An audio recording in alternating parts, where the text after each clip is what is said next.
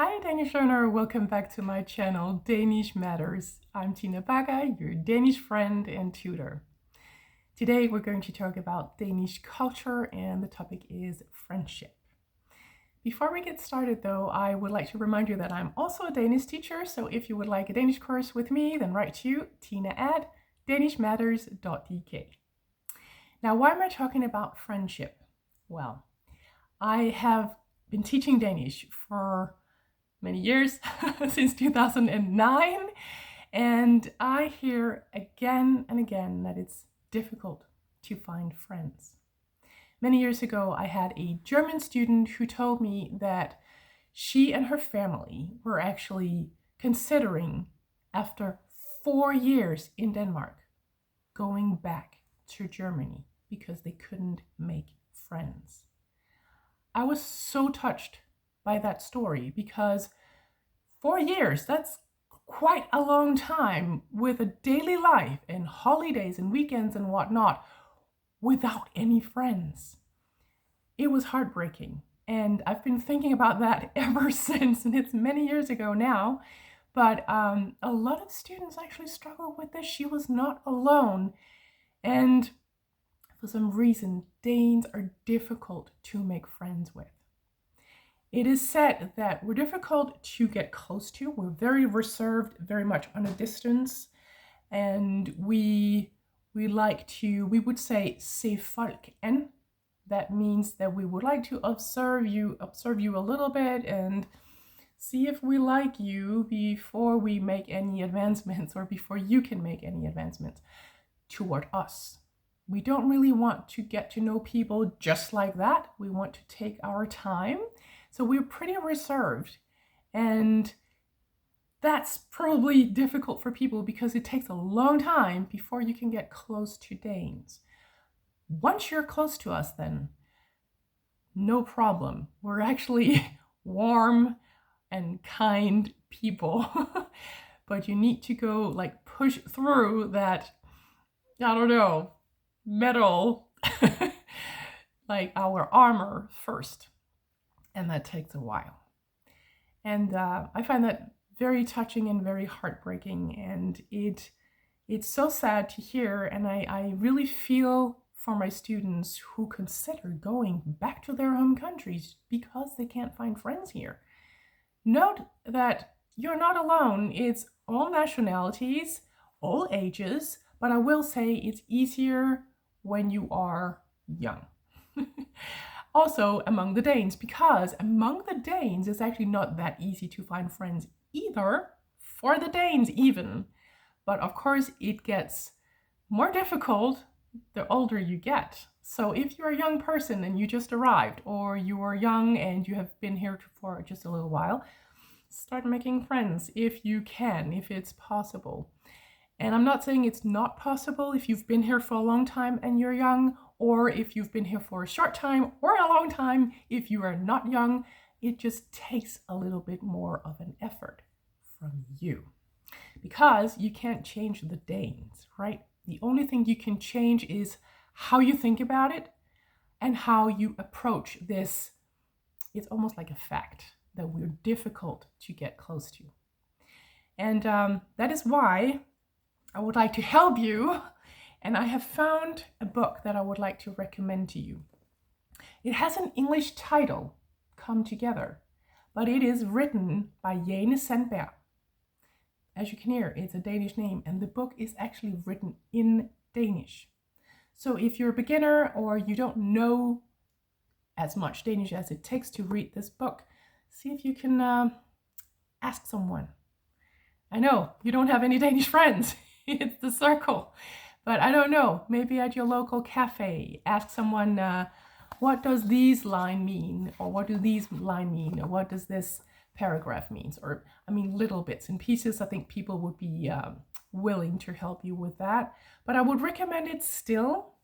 You can also have a dictionary, or you can, use AI to translate it. Normally I don't recommend AI, especially not if you're a student and you're going to learn Danish, but this is for the sake of getting friends. Important, yeah? It has a subtitle, and that subtitle that is called Fællesskaber, i Danmark, so communities in Denmark. And yeah, it is in Danish, but I'm going to show you their table of content, and it looks like this.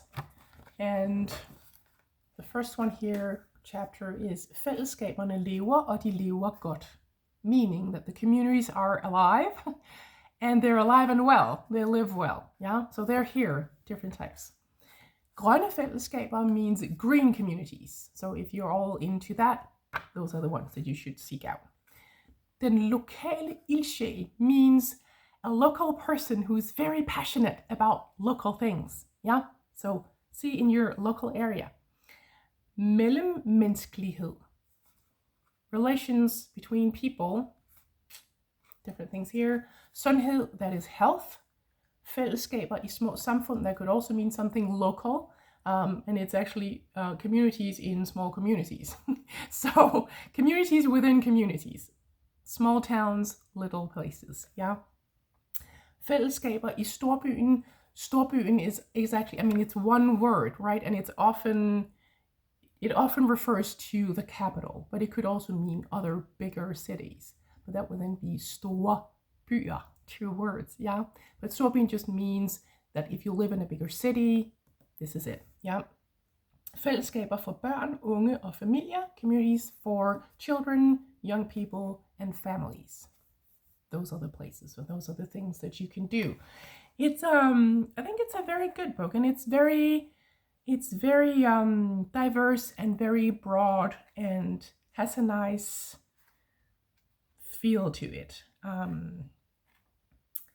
Yeah, I think you should get to your local library and borrow this one, or even buy it in a store.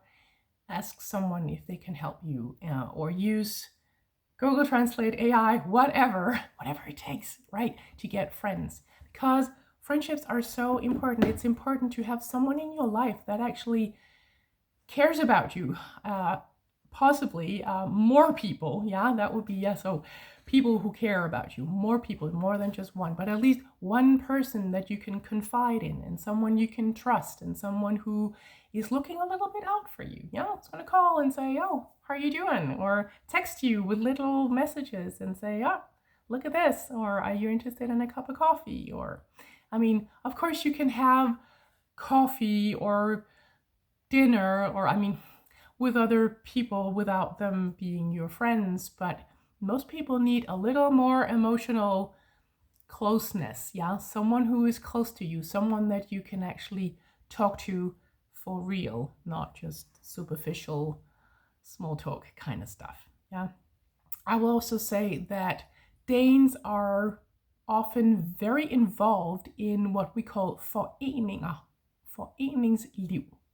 And it's a little bit difficult to translate the word, but it's all of the places where you can attend classes in your spare time. And it's not to get any exam or diploma or anything, but it's your spare time activity. And Danes are pretty engaged in all of this. It could be badminton, it could be soccer, it could be playing the violin, it could be arts and crafts, painting or sculpturing, or in my local area there's a walking club that you can meet up with, and you go for a walk twice a week if you want to, for about an hour. So there are many different ways of getting closer to their Danes if you attend classes. They are paid though.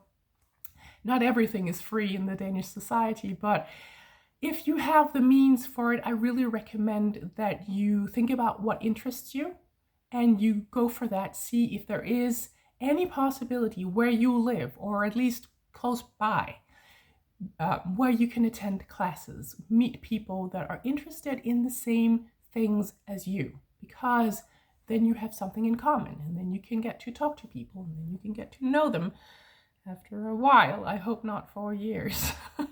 But that's the way to get closer to the Danes, because then you are together about something. There's something that you do together, and you don't have to sit and not know what to say or what to do, or yeah. So that's very important. But Danes are very, very engaged in this, especially during the winter time, because I used to know a French teacher and he said, well, Danes are bored during winter. They want to do something. You can also attend language classes. Yeah, I used to teach French in an evening class. So you can do a lot of different things, but do that in order to get closer to Danes. If not, that you pick one of those communities in this one, from this book. I mean, you can do, one doesn't exclude the other. You can do both, yeah? But you have to make the effort because you can't change the Danes. You have to do something, yeah? It's up to you, actually, because the Danes are not, often they're not going to come to you. So start going out and seek places where you can do something that you are interested in and see if you can meet any Danes there. I wish you all the best of luck with that. One means is you learn more Danish so that you get to talk to the Danes in Danish, but that's just one way and not something that will guarantee that you get friendships. But it's definitely a way of getting closer to the Danes if you speak their language, yeah? So I wish you all the best of luck finding friends, and I also wish you all the best of luck with your Danish. So I am, as I'm also a Danish teacher, going to end this video, as I always do, by saying, happy Danish learning.